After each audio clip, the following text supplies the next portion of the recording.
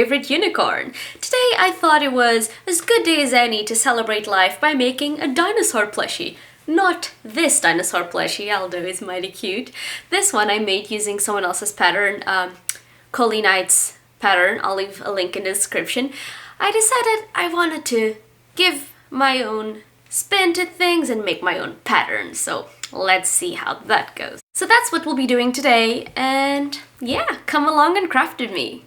Here's what I'll be using: scissors, drawing materials, basic sewing supplies, fabric. I'm using cheap white fleece because it's cheap, so I won't wreck any fancy fabric trying out this pattern for the first time, and because it's white, I get to decorate it however I please. Stuffing, makeup. I should probably use soft pastels or chalk pastels, but I don't have any, and this'll have to do. I started by drafting the pattern. I simply drew a sideways dinosaur, like so, and when I was happy with what I had, I traced it with red pencil to make sure that it would be easy to see.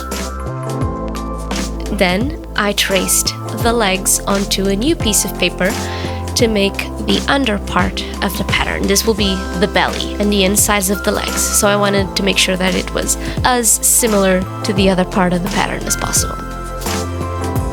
Then to make it symmetrical, I folded it in half, marked where the legs would end on the other side, and sketched them out.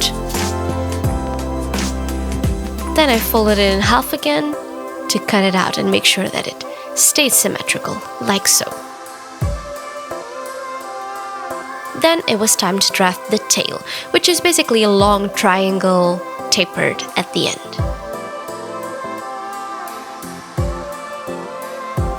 Then I cut it out,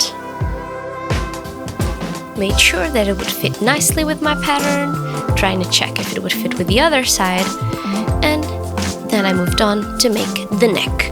The neck is basically a long, thin strip of fabric that will be tapered at the end to make the muzzle. Or so I hoped.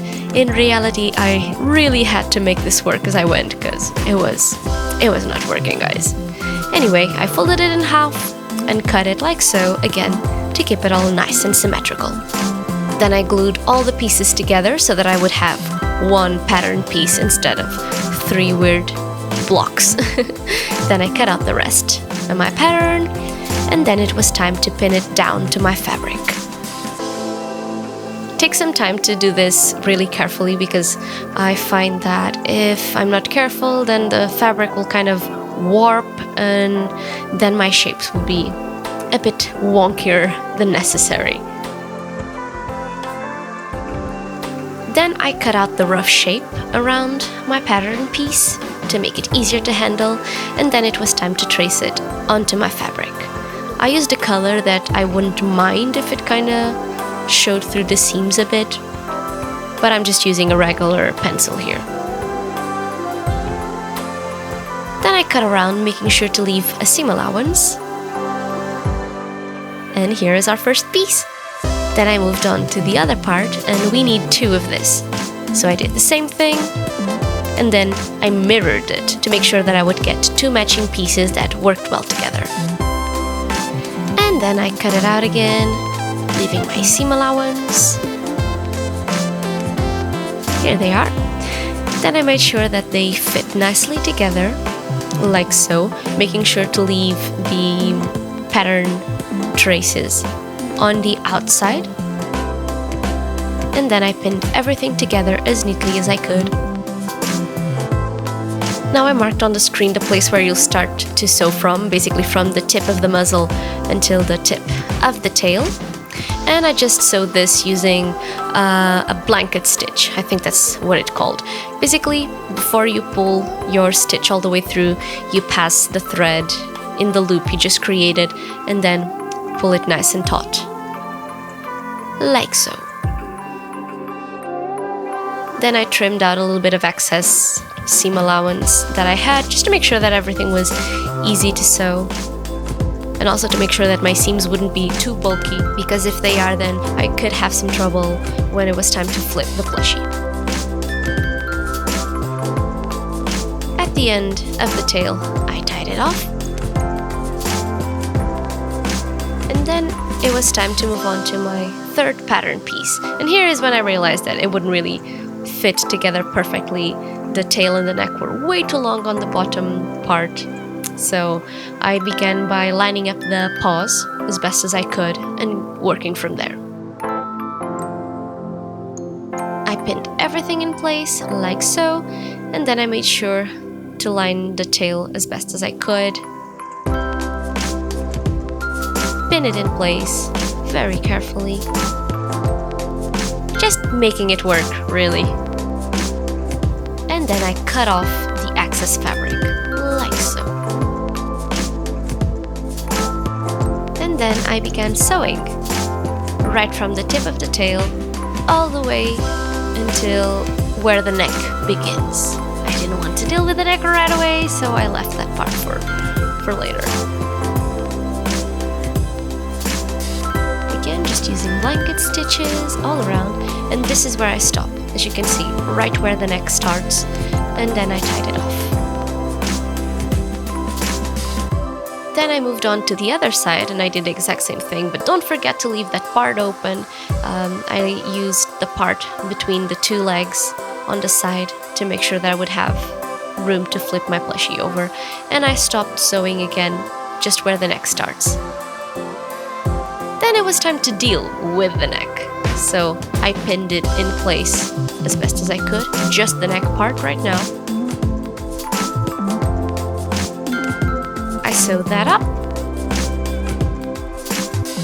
and once both sides were neatly sewed up, I did the same thing that I did for the tail, but for the muzzle.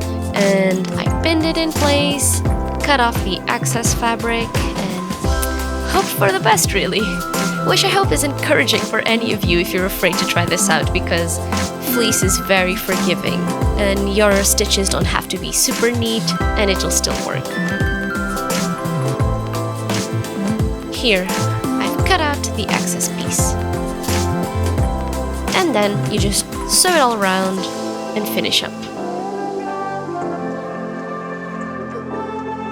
Now comes the fun part. This is probably like my second favorite part, turning my plushie right side out.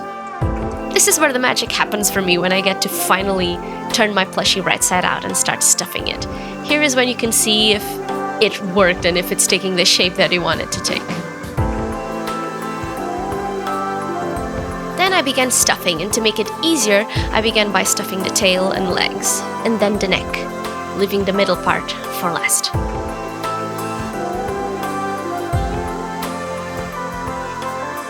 Then I just closed up my plushie using a ladder stitch, like so. This is a really cool stitch because it's invisible if you do it right. Tied it off. And here is our plushie! Yay! Now it's time to decorate it. I actually went to sleep here because it was really late, and when I came back the next day, I tested out some colors in a piece of scrapped fabric, and then went to town. This part did not work quite as well as I would like it to, because I wanted it to be a light green, and it ends up looking kind of muddy brown, but I still like it, and hopefully soon I'll have some pastels and it'll look nicer. I decided to make my dinosaur look kind of like a fairy, magical unicorn creature, and here's what it looks like once I was done painting it.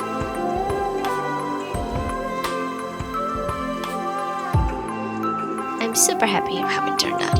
I gave it a little heart in the front. Then I cut out eyes out of a piece of grey felt. I find that using dark grey instead of black makes the plushies look just a little bit cuter. Then I cut out two tiny little white specks to finish up the eyes. Then I sew those pieces of felt together. And then I sewed it on my plushie. This part you have to be really careful, because if you finish your stitch too far out from the eye, then it will show. And here is my plushie! At this point, I decided that my plushie needed a horn. I decided I was going to be a Unisaur, so I cut out a little triangle. I sewed the sides up using the same blanket stitch. And then, because I wanted it to be a bit stiffer and because I don't like to waste anything, I stuffed it with some scrap fabric and closed it up. Then I made a little decorative stitching all around. And then pulled it taut to create the indentations. Then I painted it with just a little bit of golden on the ridges, pinned it in place, and sewed it on my cute dinosaur. Here I'm just using a ladder stitch again. I made 2 passes around the horn to make sure that it was super secure, and here is our plushie! It was so cute. There's only one thing left to do, and this next step is kind of optional, which is sealing it off. I'm using Citadel's Munitorium varnish, as you can see, but you can also use Mr. Super Clear. Just make sure to do this outside because you don't want to breathe in any of that nasty stuff. Make sure to wear gloves and leave only a very thin layer in your plushie. And here is our Unisaur friend. I'm so proud of it. It looks so cute.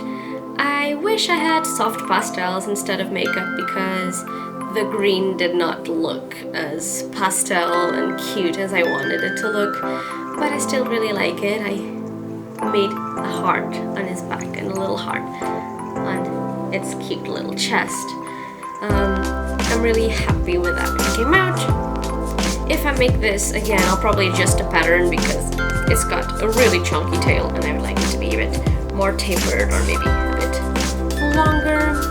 And the neck muzzle situation, as you saw, was way too long and I had to kind of make it work as I was sewing. So I'd probably fix that if I make this pattern again. But yeah, that concludes my video. I hope you had a good time watching it, and if you decide to make your own Unisaur friend, please let me know. You can tag me on Instagram or you can do a video response. Just tag me. I'll be super happy to see it, and I'll see you again in the next video. Roar, roar, roar, I'm a dinosaur. Roar, roar, roar, subscribe.